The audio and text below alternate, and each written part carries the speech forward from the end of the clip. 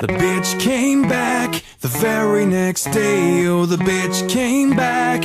Thought she was a goner, but the bitch came back. She couldn't stay away.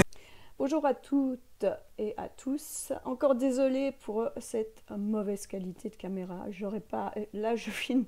Je vais être franche avec vous. Je filme avec la caméra de mon laptop. Comme ça, vous le savez. J'ai essayé avec mon GSM, mais le problème, c'est que ça cadre pas comme il faut. Donc ça, c'est un gros problème. Ou sinon, qu'est-ce que j'allais dire? J'aurai un vrai micro et une vraie webcam comme il faut, logiquement, au mois d'août. Pas avant. Alors, je suis vraiment désolée pour la qualité sonore et visuelle de cette vidéo, mais bon, je fais avec les moyens du bord. Je commence seulement, je suis pas riche, je fais ça entre autres choses. Voilà, c'est pas mon boulot encore, YouTube, sachez-le. Donc, je débute, donc encore désolée. C'était juste pour mettre une petite mise au point avant de commencer. Et bon, juste pour vous dire de quoi nous allons parler aujourd'hui. Nous allons parler de La Dame du Paradis. Donc c'est un film qui est sorti au début du mois de juin, entre autres au Royaume-Uni, parce que c'est un film anglais fait par des musulmans. Mais bon, ça a fait un flop. Pas un flop, c'est pas le mot. Ça a fait polémique, on va dire, surtout. Donc voilà, nous allons parler de ce film. Et on va développer ça, hein. À tout de suite. Donc nous allons commencer par ce qu'on dit de ce film sur Wikipédia, hein. Par la présentation du film, en fait. La Dame du Paradis, The Lady of Heaven, est un film dramatique britannique réalisé en 2021 par Ellie King et écrit par le religieux chiite Yasser Al-Habib.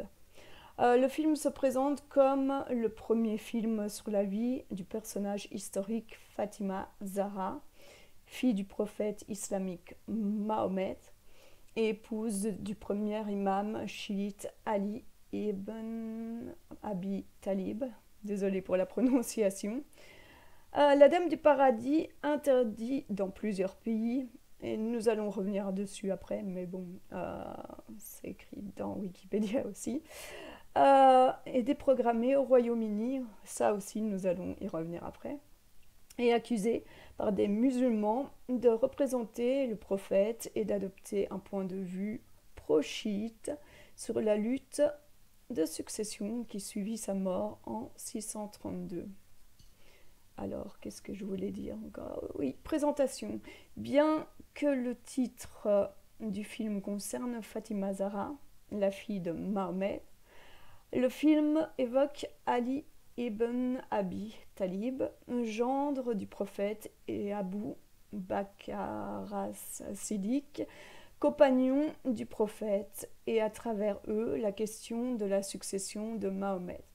Par ailleurs, un parallèle contemporain, 1400 ans plus tard, est donné à cette histoire, des origines de l'islam avec l'orphelin Laïth, un enfant Mossoul dont la mère a été exécutée par des membres de l'État islamique car elle a enseigné à son fils une chanson jugée blasphématoire. Désolée. L'orphelin est adopté par un soldat et la mère de ce dernier le soutient en lui contant l'histoire. Désolée, j'ai un petit problème ici. Désolée. L'histoire de Zahra. Je peux pas lire parce que j'ai quelque chose sur le texte. De l'histoire de Zahra, donc la fille du prophète Mahomet. Et au fil du conte, l'enfant apprend l'importance de se battre, de se battre pour, allez, comment dire, pour se reconstruire en quelque sorte. de ce qui s'est passé dans sa vie à travers l'histoire de la fille du prophète Mahomet. Donc, ça, c'est ce que nous en dit Wikipédia. Ce que nous dit aussi Wikipédia, c'est que le film a été écrit par Yasser Al-Habib, religieux musulman, chiite et chef spirituel de The Mahdi Servants Union. Il évoque notamment la lutte de succession de Mahomet qui permit à Abu Bakr as-Siddiq de prendre le pouvoir. Ce dernier, calife de l'islam et personnage central de l'islam sunnite, est décrit comme un guerrier sanguinaire qui accède au pouvoir par la ruse et la violence. On n'apprend rien ici, n'est-ce pas? La Dame du Paradis est le premier film à montrer un visage du prophète Mahomet. Auparavant, il n'existe pas d'acteurs qui ont joué ce personnage religieux. C'est aussi le cas pour des proches du prophète. Néanmoins, les visages sont souvent représentés par des rayons de soleil créés par ordinateur.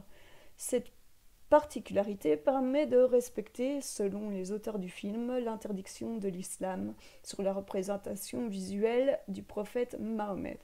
Alors comme vous voyez, je porte une étoile de David.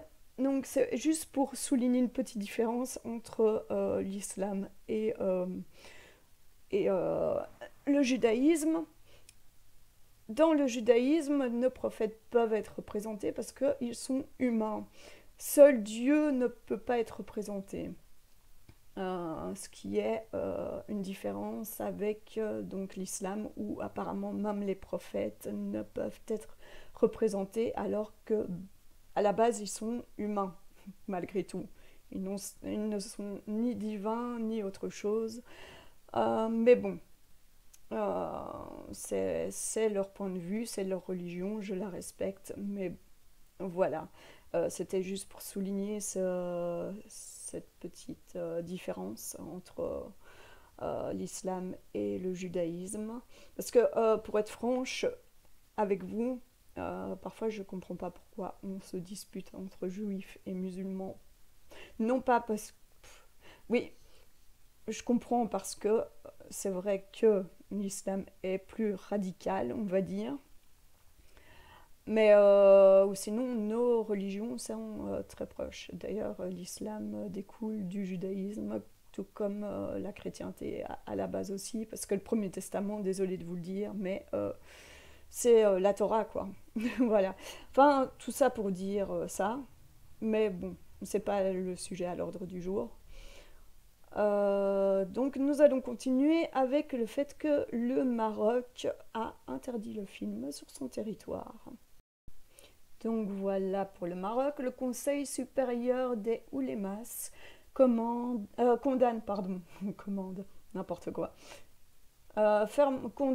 fermement le contenu du film. Il a été contesté dans plusieurs pays, dont l'Égypte aussi, l'Irak, l'Iran et autres.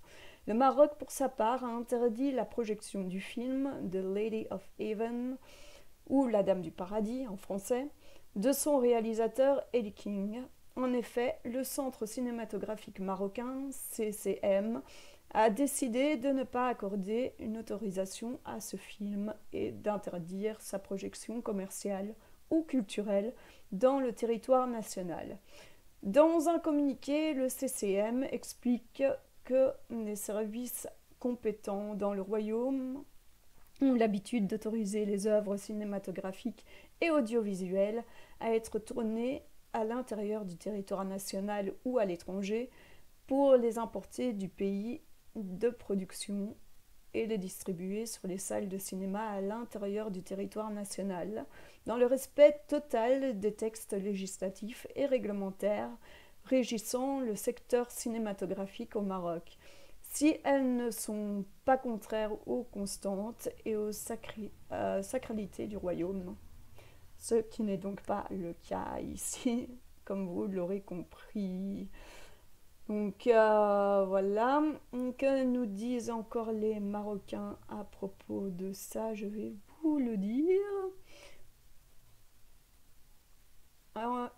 Et de préciser que cette décision intervient suite à la position du Conseil supérieur des oulémas, qui a l'insigne honneur d'être présidé par SM, le roi Mohamed, désolé, VI, Amir al-Mouminin, descendant du prophète, du samedi 11 juin 2022, condamnant fermement le contenu de ce film qui est contraire aux constantes du Royaume du Maroc définies dans la Constitution. Pour sa part, le Conseil supérieur des oulémas, CSO, a exprimé son rejet catégorique de la falsification flagrante des faits établis de l'histoire de l'islam. Dans son communiqué, le CSO dit avoir pris connaissance du contenu global du film et avoir remarqué que la personne qui a écrit le film appartient à un courant chiite.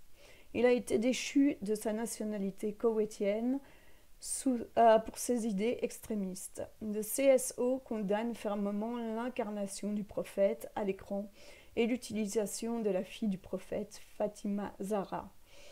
Le haut rang de Fatima Zahra, qu'Allah soit satisfait d'elle auprès de l'ensemble des musulmans et musulmanes, n'a pas besoin de recourir à des allégations mensongères pour parler d'elle. Pour le CSO, ceux qui sont derrière ce film cherchent la célébrité et le sensationnel, la promotion de leur production et d'attirer le plus grand nombre de spectateurs en portant atteinte aux sentiments des musulmans et en attisant les sensibilités religieuses. Et oui, voilà. Quant à ce qui se passe en Grande-Bretagne, nous allons le voir maintenant. Au Royaume-Uni, un film jugé blasphématoire par des musulmans déprogrammé des cinémas. La chaîne britannique de cinéma Cineworld a indiqué mardi 7 juin avoir déprogrammé le film La Dame du Paradis au Royaume-Uni. Ce long métrage est accusé par des musulmans sunnites de représenter le prophète de l'islam et d'adopter un point de vue pro-chiite sur la lutte de succession qui suivit sa mort en 632. Alors, quoi d'autre? Nous allons voir, n'est-ce pas? Du coup, que se passe-t-il? Pour assurer la sécurité de nos équipes et clients, telle est la raison avancée mardi 7 juin par la chaîne britannique de cinéma Cineworld pour justifier sa décision de déprogrammer le film La Dame du Paradis, The Lady of Heaven, dans tout le Royaume-Uni. Depuis la sortie du film en salle vendredi 3 juin, les manifestations se sont en effet multipliées devant plusieurs salles de cinéma du groupe, de Leeds à Birmingham, en passant par Sheffield. Et malheureusement, je ne peux pas en lire plus ou en dire plus par rapport à cet article parce qu'il est payant, voilà. Mais par contre, je vais vous passer une vidéo YouTube qui vient de la chaîne d'information Sky News, la plus populaire ici en Grande-Bretagne. Et vous allez comprendre très vite pourquoi ils ont déprogrammé le film. Donc, après, je vous donnerai mon avis personnel de ce qui se passe en réalité. Enfin, il y a plusieurs choses qui se passent. Donc voilà, je vous dis ça juste après. Off the back of receiving some particularly underwhelming reviews, film fans weren't exactly fighting to get hold of one of these. But outside of a handful of cinemas, this. Protesters picketing screenings of The Lady of Heaven, ensuring it is one of the most talked about films out now. When someone openly expresses their views against, let's say, gay people, then it's homophobia. But when it comes to Muslims, it's freedom of speech, and Muslims are really fed up. And, we do not go around insulting others, and we expect, mutual respect from others as well. The British-made undertaking has proven provocative from those who believe it's stoking up sectarian division. A Shia filmmaker's controversial take on early Sunni Muslim leaders. We haven't done anything actually wrong here. It's just about how people want to interpret history. To be honest, first and foremost in the hands of each individual to act responsibly and welcome different views. Of course, at the centre of this is a battle between respect for religion and freedom of speech. Just recently, Russia Today had its broadcast licence revoked over the language it used to describe the war in Ukraine. So, undeniably, that freedom can come with caveats. Now, in the UK, what we don't have is a blasphemy law. What we do have is cancel culture. While whoever shouts the loudest might make headlines, Aisha Ali Khan, a writer who's Sunni and has seen the film, believes in reality this is only driving ticket sales. It's very offensive, likely to cause great hurt. The main thing that they've done is just bring a lot more attention to a film that wouldn't really have garnered that much attention. Now you listen here! He's not the Messiah, he's a very naughty boy! One of the most notorious censorship rows in the UK was back in 1979. The fallout from Monty Python's satire on Christianity, resulting in some local council bans and an increased age rating. Cinemas which have cancelled the film say they had to protect the safety of staff, but in doing so, triggering a censorship controversy that's potentially even more dangerous. Katie Spencer, Sky News. Donc, comme vous avez pu le voir sur la vidéo, la woke attitude, le wokisme est vraiment très fort ici en Grande-Bretagne. Oui, sachez que je vis en Grande-Bretagne, je suis allée vivre en Grande-Bretagne. Non seulement ça, mais bon, l'islam aussi apparemment, hein, Allah Akbar et tout le bazar. Alors pour moi, tous ces hommes, parce que vous aurez remarqué qu'il n'y a que des hommes qui viennent manifester devant les cinémas, c'est pas le fait qu'on représente Mahomet qui les dérange en fait. C'est le fait que l'on parle d'une femme musulmane, de la fille du prophète. Et ça les dérange. Ils n'aiment pas qu'on mette les femmes en avant, ces gens-là. C'est surtout ça qui les dérange, je pense. Mais bon, ce n'est que mon opinion et mon avis. Après, comme vous aurez remarqué, le wokisme gagne toujours ici en Grande-Bretagne. Hein. Donc, maintenant, quand un film ne plaira pas à quelqu'un, enfin à une communauté plutôt, et pour pas avoir d'ennui ou pas se faire agresser ou pas avoir une mauvaise image, on le déprogrammera, on le cancellera comme ça se fait pour tout maintenant. Hein.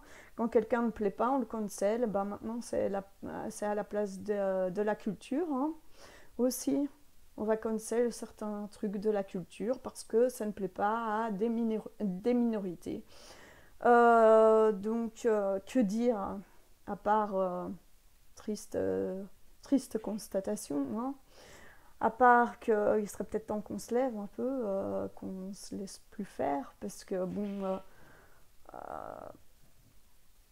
notre culture est aussi importante que la culture des minorités, voire plus, parce que jusqu'à présent, on vit encore en Europe ou en Grande-Bretagne. Donc c'est à la base notre culture qui devrait être privilégiée. Pourquoi? Parce que nous sommes la majorité. Est-ce qu'on demande aux pays africains ou maghrébins de se soumettre à la culture blanche parce qu'il y a 2-3 de blancs chez eux? Non. Ils sont fiers de leur culture et tout. Ils la protègent, ils la mettent en avant et c'est totalement normal vu qu'ils vivent dans leur pays et qu'ils n'ont pas à se soumettre à une minorité. Malheureusement, nous, étant blancs, méchants colonisateurs, cisgenres et tout ce que vous voulez, nous avons à nous soumettre aux minorités parce que nous sommes les méchants dans l'histoire. Et oui, et notre culture n'a pas à être mise en avant parce qu'elle est horrible, discriminatoire, blasphématoire ou peu importe. Non, les gars, ça suffit comme ça, ce n'est pas censé se passer comme ça. Et franchement, si juste pour ça, s'ils n'avaient pas enlevé le film du cinéma, ben je serais allée le voir, juste pour les faire chier, ces petits groupes de footeurs de Bawa, on va dire ça comme ça, hein, pour rester poli. Non, je suis désolée. Maintenant, ça va trop loin, il faut arrêter les bêtises. Donc, moi, je ne sais pas ce que vous en pensez. Laissez vos avis en commentaire.